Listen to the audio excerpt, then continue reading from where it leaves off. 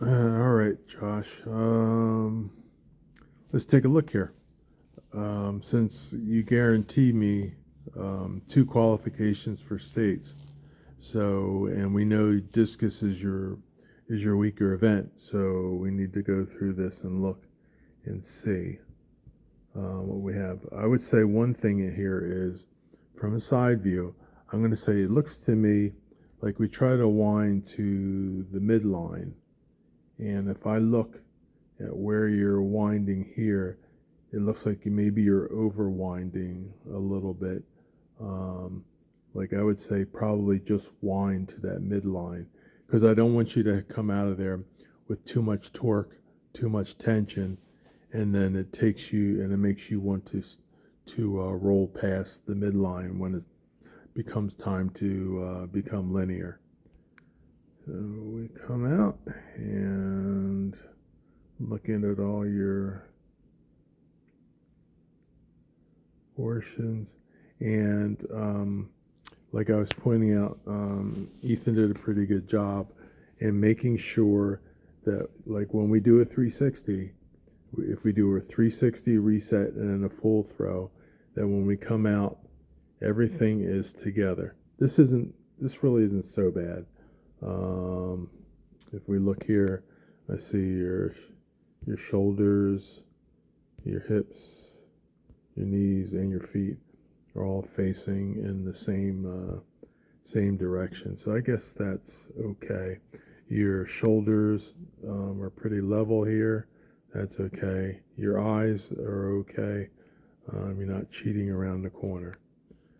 So we progress and you sweep past. Um, Maybe you could have a little more of a loaded hamstring. If you look at Ethan's, that was pretty good. We don't want to extend too far out. Let's see here. And here, something that you do differently, and you really you turn your right foot. You turn your right foot and you pinch your knees really tight here um, to kind of turn your foot around farther. That works for you pretty well in the shot because you have less friction against the ground that you have to work through. Uh, so here. So, okay. So maybe something here is how high your right foot is, and it takes a little while to come down. And we're going to watch. Boom. We'll say we have contact here. And we talked about this yesterday. And we look at your legs, and I'm going to say we want to have that right axis in the back of the circle, or in the middle of the circle, excuse me. We're pivoting through. And I'm going to say here, you are maybe 40% right leg, 60% left, and it's important for you to have your weight moving back that way so you can pivot and turn better.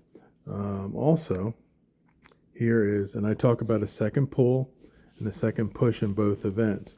And here you have both of your feet down.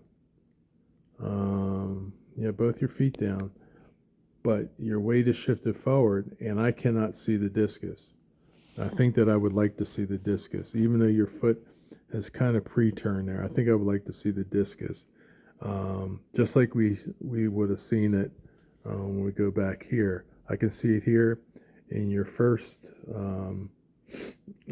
pull, but we get to the second pull, and that's not the same because if we look back here, you're carrying the discus on your hip as we designed, and you get here, and that discus is moved back to your ass. And that changes the dynamics of your finish. Also, we talked about your block arm, right? And that block arm is tending to block across. It's not reaching out and blocking back. So now you are not truly in your second pull. You have to be a little more patient in the middle to make sure we get there. Your right foot does turn through, and of course, we know about your head, and you do it in both events.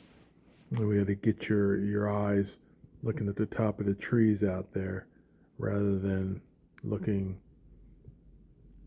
up to whoever there. So because your discus came all the way from back there, and by the time you get up here, boom, that's definitely a right sector throw there. If we can line up your your second pull to look more like your first pull, then I think you're in a better position, because the first thing you have to be to throw far is be consistent. And I think every time you get in that circle in the discus, you're not exactly sure what's going to happen. You're hoping for the best and you're trying to do some things. But if we don't change or fix a couple things, this is kind of what's going to happen. You'll get inconsistent results. Thanks, boss.